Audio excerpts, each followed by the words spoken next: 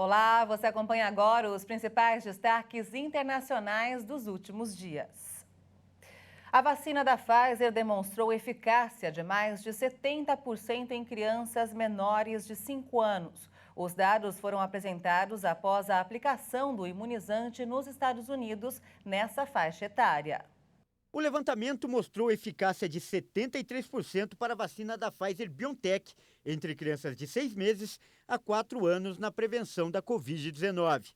Os novos dados foram apresentados pelas empresas 2 meses após o início da aplicação do imunizante nos Estados Unidos para menores de 5 anos. A vacina da Pfizer foi autorizada para crianças americanas dessa faixa etária em junho, com base em dados que mostraram que o imunizante gerava uma resposta imune semelhante à das faixas etárias mais velhas. Uma análise inicial, baseada em 10 casos sintomáticos de Covid-19 no estudo, sugeriu uma eficácia da vacina de 80%. Mas especialistas alertaram que os dados eram preliminares, devido ao baixo número de casos sintomáticos. A maioria foi causada pela variante Ômicron BA2, que foi dominante entre março e abril, quando o estudo foi realizado. O Banco Central da China reduziu uma taxa de juros sobre empréstimos para estimular a economia afetada pela rígida política anti-Covid e uma queda no mercado imobiliário. O gigante asiático registrou um avanço nos números depois que flexibilizou as restrições pela pandemia em junho, mas a opinião dos consumidores e das empresas permanece abaixo do habitual. A taxa básica de juros para empréstimos a 1 ano, referência para empréstimos a empresas, foi reduzida de 3,7% para 3,65%. Ao mesmo tempo, a taxa básica para empréstimos a 5 anos, usada para definir hipotecas, caiu de 4,45% para 4,3%. Os analistas anteciparam os cortes da taxa básica de juros, mas alertaram que a medida pode ser insuficiente para a recuperação do setor imobiliário, que, segundo vários cálculos, representa 25% do PIB chinês. O mercado imobiliário da China foi abalado por compradores frustrados em dezenas de cidades que boicotaram os pagamentos de hipotecas. O crescimento econômico foi de 0,4% em ritmo anual no segundo trimestre, o menor desde o início da pandemia em 2020. Os cubanos voltaram a poder comprar moedas estrangeiras do estado. O Banco Central anunciou a venda de dólares e outras divisas à população. A medida representa a segunda parte da normalização de um mercado cambial que estava paralisado há quase 2 anos. O Banco Central anunciou a venda de dólares e outras divisas à população. Há 20 dias, bancos e casas de câmbio começaram a comprar moeda estrangeira com a intenção de construir um mercado de câmbio. Estou feliz porque é uma opção a mais que é dada ao país no momento para alguma aquisição. É algo que esperávamos. Imersos em uma economia parcialmente dolarizada, alguns cubanos recebem divisas do exterior de familiares e amigos e também de atividades relacionadas ao turismo, motor da economia local. Mas muitos eram obrigados a comprar até agora no mercado informal a preços exorbitantes. Adquirir moedas estrangeiras era uma reivindicação antiga ao governo. Com exceção do dólar americano, em Cuba, outras moedas podem ser convertidas em MLC, que é livremente conversível. Esta moeda virtual pode ser usada para comprar alimentos e outros produtos básicos em lojas que aceitam dinheiro estrangeiro. Geralmente, este tipo de comércio, que opera desde 2019 na ilha, é melhor abastecido do que os demais mercados do país. Tudo bem, não tenho família no exterior. Essa oportunidade que eles deram não é ruim, é boa. Uma oportunidade muito boa. A venda do dólar e de outras moedas estava suspensa desde junho de 2021 por falta de liquidez. O preço da moeda americana disparou quase 5 vezes no mercado negro depois que o governo colocou em vigor uma reforma financeira em janeiro daquele ano, com a qual atrelou a moeda a 24 pesos cubanos. De acordo com o portal El Toque, que oferece uma cotação diária informal do câmbio no país, na segunda-feira, o dólar, o euro e a MLC foram negociados igualmente a 140 pesos cubanos por unidade. O presidente do Banco Central ressaltou que cada usuário só poderá adquirir moeda estrangeira pelo equivalente a 100 dólares por dia, o que gerou críticas. Com a escassez de alimentos, remédios e combustível, além de constantes apagões, Cuba vive a pior crise econômica em 30 anos devido ao impacto da pandemia e ao aperto do embargo dos Estados Unidos. A Ucrânia afirmou que quase 9.000 soldados morreram desde o início da invasão russa. Muitos que escaparam da morte vão carregar sequelas do terror vivido na guerra. O conflito no leste europeu completou 6 meses, sem perspectivas de um fim próximo. O número divulgado pelo general Valery Zaluzny parece ser o primeiro fornecido pelo alto escalão militar da Ucrânia desde a invasão da Rússia em 24 de fevereiro. Zaluzny disse ainda que as crianças ucranianas precisam de atenção especial porque seus pais seguiram para a linha de frente e provavelmente estão entre os 9.000 heróis que morreram. Esta é uma das poucas declarações de autoridades ucranianas sobre baixas militares do país na guerra, iniciada pela Rússia em 24 de fevereiro. Apesar da ampla cobertura jornalística e nas redes sociais, as duas partes não costumam divulgar números oficiais de mortes de militares. O número anterior era de meados de abril, quando o presidente Volodymyr Zelensky anunciou que até 3.000 militares ucranianos morreram e que quase 10.000 ficaram feridos desde o início da ofensiva russa. Muitos que sobrevivem aos horrores da guerra acabam carregando sequelas permanentes. É o caso do militar Vladislav, que viveu o inferno do cerco de Mariupol. Teve uma perna amputada e passou semanas em cativeiro.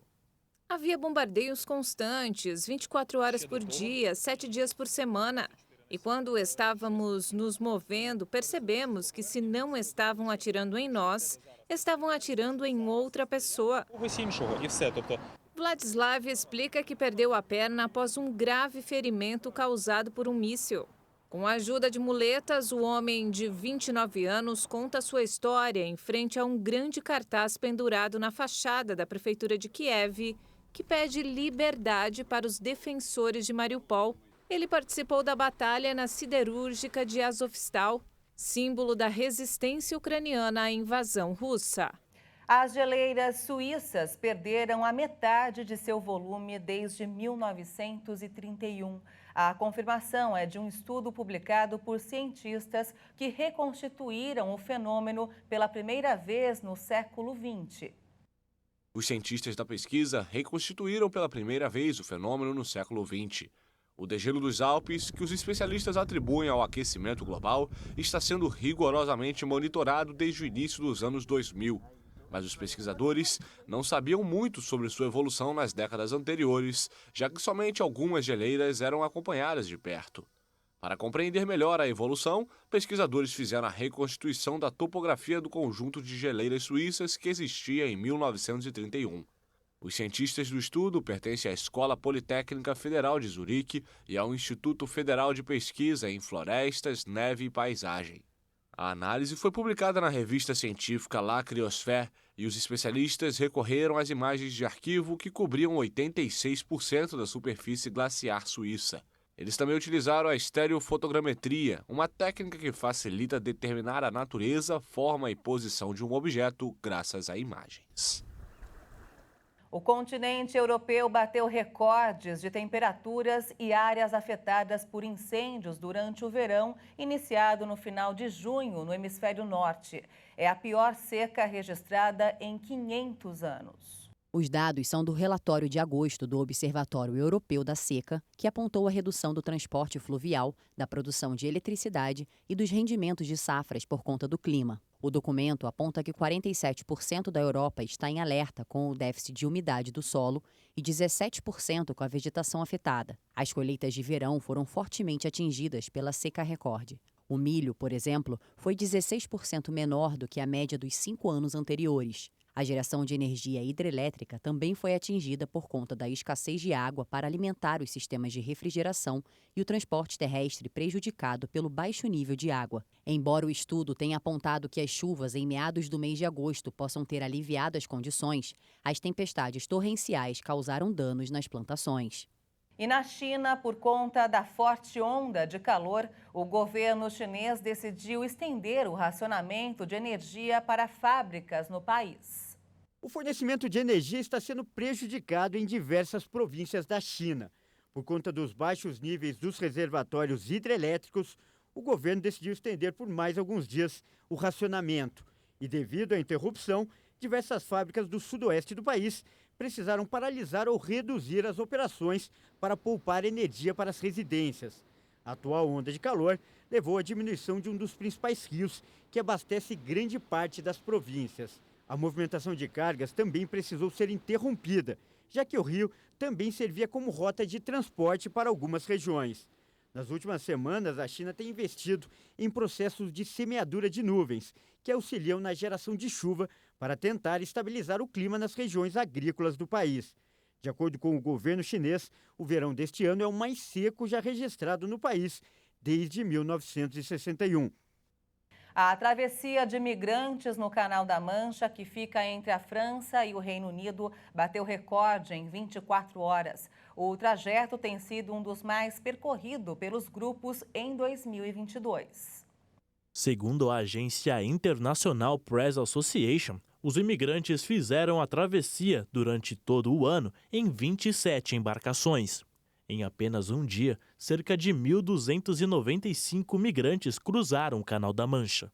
Apesar dos planos do governo conservador britânico para interromper a prática, no período de um ano, 22.670 pessoas completaram a viagem perigosa.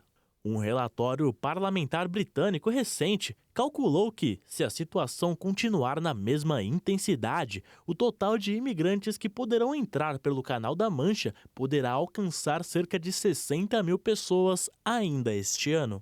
Em 2021, as autoridades do Reino Unido interceptaram e desembarcaram um total de 28.526 pessoas que tentavam atravessar a movimentada via marítima. Recentemente, o país endureceu suas leis contra os grupos de traficantes de seres humanos responsáveis pelas travessias. Mas o polêmico plano para enviar alguns migrantes a Ruanda foi interrompido por uma série de ações legais. O governo britânico defendeu o plano como algo necessário devido ao elevado custo para processar os pedidos de asilo e abrigar os migrantes. Um drone realizou voos de teste na Bélgica para transportar tecidos humanos de um hospital para outro. Uma experiência inédita na Europa que pode economizar um tempo precioso em operações. Olha só. Um drone realizou voos de teste em Antuérpia para transportar tecidos humanos de um hospital para o outro. Esta demonstração de hoje conta com 4 voos e uma abordagem completa, ou seja, passo a passo. A nossa empresa Helicus, com parceiros também na área médica e junto com as autoridades da aviação, tenta construir um caminho ou sistema legal para que esse tipo de transporte médico por drone ocorra em volume e maior escala. By drone happen, on a volume and a scaled basis. O drone decolou na terça-feira de um edifício da rede hospitalar ZNA.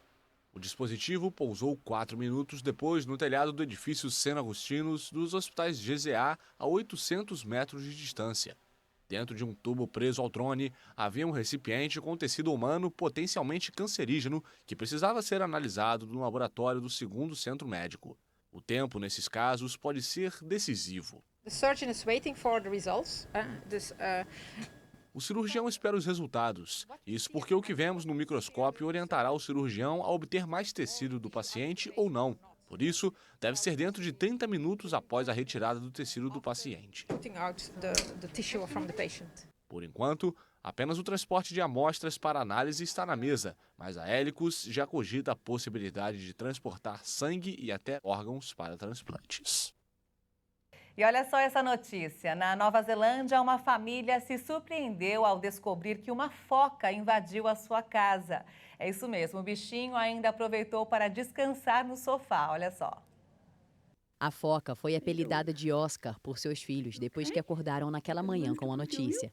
O marido de Jen, Phil, que é biólogo marinho, disse que o ocorrido foi irônico. Eu faço tentativas de trazer minha família para alguns lugares legais em que vou trabalhar, mas nesta ocasião o trabalho voltou para casa.